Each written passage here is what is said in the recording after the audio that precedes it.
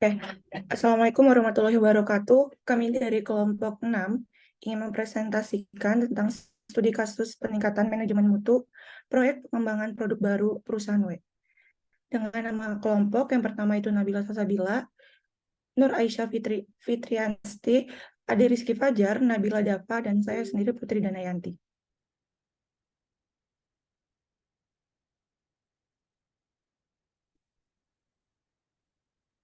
Yang pertama define.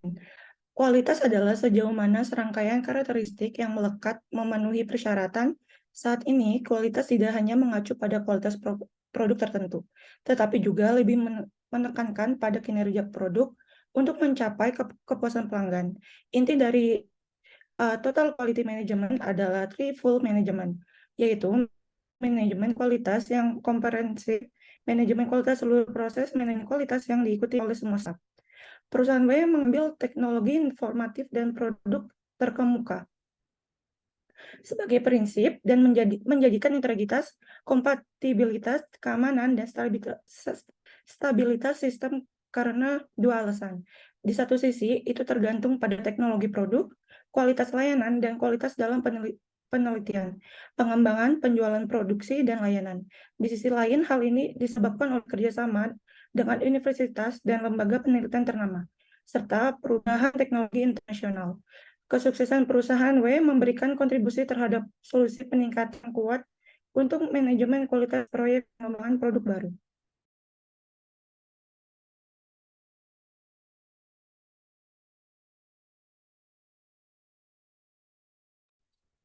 Selanjutnya ada measure. Tahap measure bertujuan untuk mengetahui proses yang sedang terjadi, mengumpulkan data mengenai kecepatan proses, kualitas, dan biaya yang akan digunakan untuk mengetahui penyebab masalah yang sebenarnya. Lanjut. Perusahaan W menggunakan pengukuran dengan diagram fishbone untuk menemukan penyebab dan masalahnya, lalu menggunakan analisis penyebab cluster dan desain bobot serta expert choice.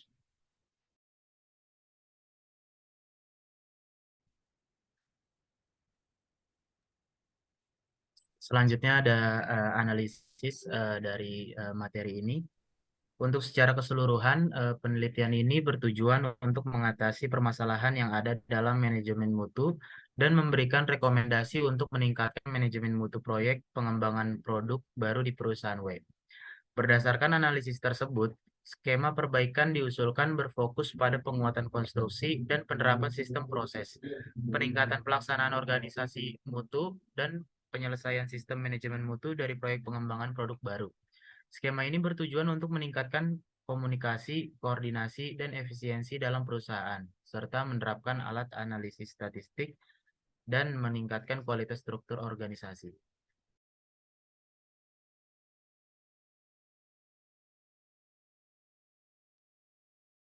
Selanjutnya ada tahap improve dari hasil analisis terkait masalah-masalah apa saja yang ada pada peningkatan manajemen kualitas, proyek pengembangan produk baru, perusahaan W, maka perlu adanya perbaikan atau peningkatan. Untuk mengatasi masalah-masalah tersebut, berikut ini adalah rancangan tindakan memperbaiki atau meningkatkan manajemen kualitas proyek pengembangan produk baru tersebut. Yang pertama, memperkuat konstruksi, implementasi sistem proses, dan meningkatkan pelaksanaan organisasi kualitas, yaitu dengan melakukan memperkuat pelaksanaan proses dengan bantuan manajemen dan organisasi IPD. Juga perlu mengkomunikasikan kegiatan kepada internal dan eksternal secara efektif. Lalu mempromosikan metode IPMC. Yang terakhir melakukan analisis statistik terutama pada analisis sistem pengukuran MSA, teknologi kontrol proses, statistik atau SPC, serta memperkenalkan matriks analisis kecacatan. Yang kedua, ada melengkapi atau menyempurnakan sistem manajemen kualitas dari proyek pengembangan produk baru, yaitu dengan melaksanakan manajemen kualitas dari proses proyek pengembangan produk baru, lalu membangun dan meningkatkan tinjauan teknis dari pengembangan produk baru. Yang tiga, ada melakukan pelatihan pekerja secara intensif untuk meningkatkan kesadaran akan kualitas mereka dan membuat perencanaan karir untuk staff. Yang keempat, ada meningkatkan level manajemen supplier, yaitu dengan melakukan pengembangan, mekanisme pemeriksaan, dan verifikasi terperinci terkait material produk dari supplier. Lalu juga meningkatkan standar manajemen supplier yang berkualitas terkait kualitas material produk dan jadwal pembelian kepada supplier. Yang kelima, ada peningkatan efisiensi pemanfaatan sumber daya, terutama dalam penggunaan teknologi informasi.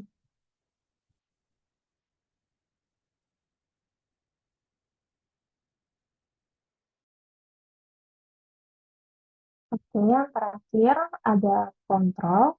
Nah, kontrol itu ada dua. Yang pertama, mengimplementasikan skema peningkatan manajemen kualitas pada proyek pengembangan produk baru W Company.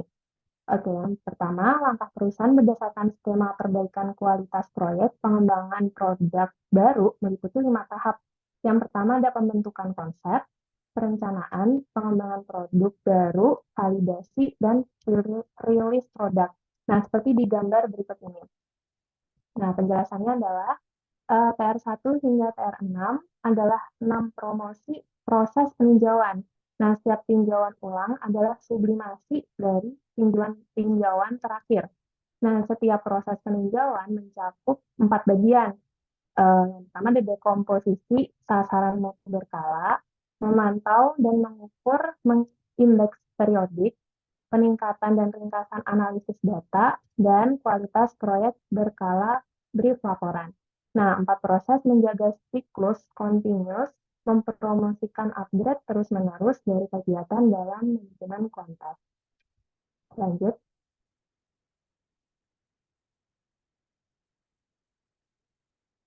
Nah, yang kedua, ada analisis dampak implementasi skema peningkatan manajemen kualitas pada proyek pengembangan produk baru di company. Nah, ini tuh macamnya ada 3. Yang pertama ada pengembangan dan analisis tingkat cacat produk baru. Nah, di company ini tuh menggunakan teknologi MSI untuk mendapatkan data cacat dari bagian-bagian produk baru. Nah, kemudian mereka tuh menggunakan metode matriks pengenalan cacat untuk menganalisis data yang diperoleh dan mendapatkan informasi tentang kondisi penemuan cacat dan tingkat penghilangan cacat pada setiap tahapnya. Nah, seperti di tabel berikut ini.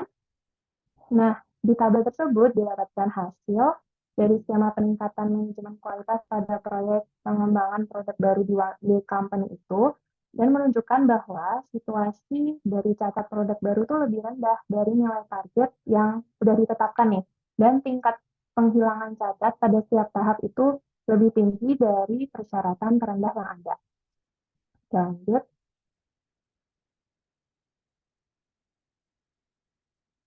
Nah, yang kedua ada perbandingan dan analisis tingkat kegagalan produk baru. Nah, tingkat kegagalan produk baru itu merujuk pada rasio jumlah kegagalan produk baru dalam periode waktu tertentu yang dibandingkan dengan jumlah kegagalan dalam seluruh periode statistik itu selama 12 bulan. Nah, seperti pada tabel berikut ini.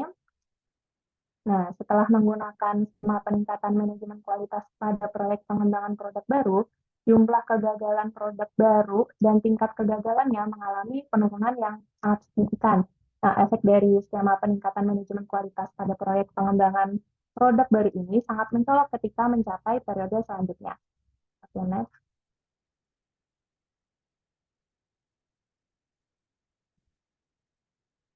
Nah, yang terakhir, perbandingan dan analisis kepuasan pelanggannya.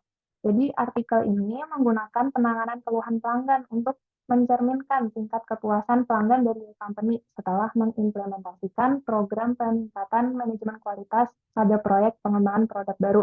Nah, periodenya tuh statistik 1 tahun. Seperti pada gambar berikut ini. Nah, setelah dijelaskan, setelah menggunakan skema peningkatan, jumlah penanganan keluhan pelanggan itu mengalami penurunan setiap tahunnya. Dengan demikian, skema peningkatan memiliki efek yang terlihat dalam meningkatkan kualitas produk dan kepuasan pelanggan. Oke, selanjutnya. Nah, kesimpulannya adalah melalui perbandingan dan analisis tingkat cacat, tingkat kegagalan produk baru, dan kepuasan pelanggan dapat disimpulkan bahwa skema peningkatan manajemen kualitas pada proyek pengembangan produk baru itu adalah wajar dan memiliki efek yang mencolok.